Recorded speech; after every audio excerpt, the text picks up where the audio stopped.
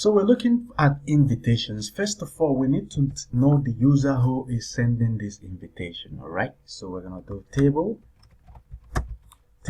and user integer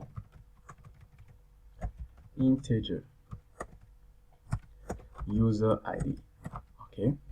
We're gonna call it sender ID. So the person that clicked the button, whether it's the employer, the employee, job seeker, whatever, we don't care. Once you click that button, it's recorded as your ID will be recorded under user ID, and it's compulsory. Okay. And then we go ahead and create the next field that says table. Table is going to be integer, the invited user. Okay. We can call it receiver ID, receiver user ID, receiver user ID, since this guy is the sender user ID. All right. So an invitation, even though somebody comes to a job posting that was made by an organization and they click to apply for the interview, even though that application is going to the job posting, the organization itself, we also want to know directly the ID of the person, the original person that created that job posting. We want to add it here. I know it's kind of redundant. If you really understand database design, this is not an optimal design in terms of reducing redundancy, no, but it's a design that might help us to reduce the code we're going to write in future. Okay, cool. So next, we're going to make it nullable so that if we don't need it tomorrow, we can avoid using it. So table, we're going to need to know which organization is receiving the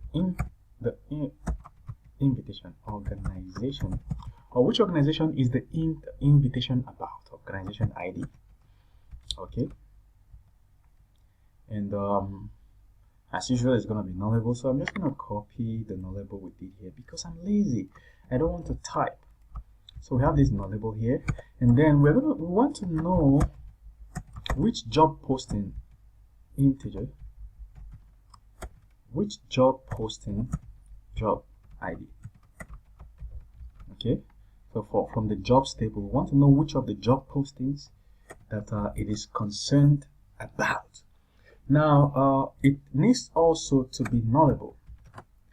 The reason these three need to be nullable is that somebody can send an invitation without having to pass through, let's say an employer, for instance, can visit the list of, can visit our website, type PHP, for instance, and list of all the job seekers that have PHP as their skill will pull up. So this guy is looking at a list of job seekers.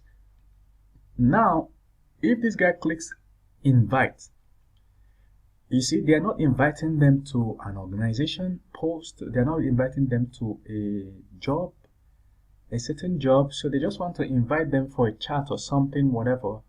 You understand? Cool. So this is what we have here in an invitation. Now we need to know some status of that invitation. For instance, we need to know whether that invitation has been accepted. All right. Well, if it's accepted, we need to know whether that interview actually held. You know what I'm saying? We also need to know how the interview held. Is it an interview that took place through Skype, through WhatsApp? What else? Is it an interview that took place through which other means? So when I see an invitation from somebody, I also need to know how do I get back to this person. So we can say sender contact. Okay, table string. So this sender must enter a contact, sender contact. So that contact is basically like email or password, not email, not password now, an email of the sender. What else? Phone number of the sender, you know, maybe an office address of the sender, so that if somebody receives an an invite, they can know how to get back to the inviter. You know what I'm saying? So there we go. We're going to make it nullable just in case we need it to be nullable at some point. So we need to know how this interview is going to take place. So remember that the order doesn't matter. It doesn't really matter. Okay, so how is this interview going to take place? Table. But sometimes it's good to group things together, so because this is how the form is going to look like on the front on the HTML when it is automatically generated. It's going to be in this order. So sometimes you just want to group the fields together. So how is the interview going to hold? I think it's the same thing with what we have here, sender contact. Okay, I think it's the same thing.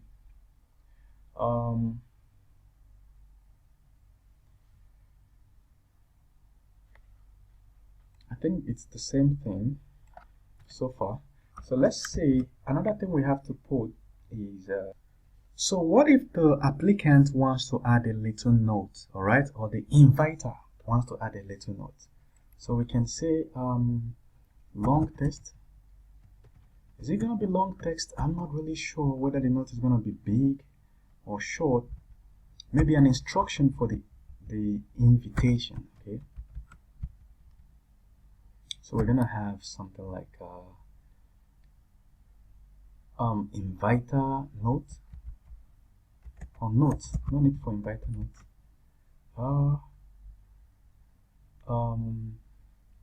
So you know, this also serves as the interview record. Okay, so if there's an interview, we need to know that this interview has happened. Let's continue first. We're going to figure out a name to call that note. So let's say an string to call it interview status. Interview status. So if this inviter has interviewed this person, they can enter a status which we want to be nullable as usual, and we also want to know, have it as default as not interviewed yet. Not interviewed, not yet interviewed, yet to be interviewed. I think yet to be interviewed, yet pending, yet to be interviewed, pending, interviewed. Okay, so we can see other options are interviewed, interview completed, interviewed, or whatever. Okay, so this guy has been interviewed. What else do we want? A note. We can have a note by this interview, invitation note and interview note. Invitation note, interview note. Invitation note, interview note. Interview note, invitation note, interview. What am I writing? Interview note. So after the interview note, we need to see an interview review. Okay, interview review. So let's make it obvious here. Sender interview note or organization interview note. Okay, sender interview note, employer interview note. Beautiful. Employer interview note. So this is an employer interview note. It's gonna be secret. So, but first of all, let's make sure it's nullable. So this is a secret note only visible to the employer. All right. Invitation note. Okay, there's an invitation note here. It has to be nullable. And then there is an interview review, post interview review. Okay, beautiful. Now we're good. Okay, so just to make sure, we're gonna call this job seeker interview review.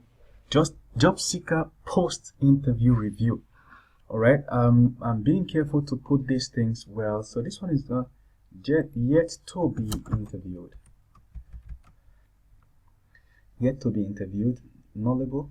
Oh, this is not gonna be, this is nullable. Then default.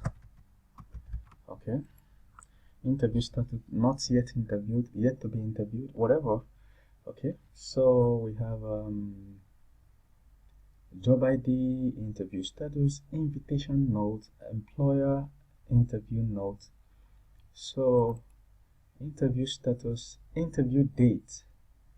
What's the date of the interview?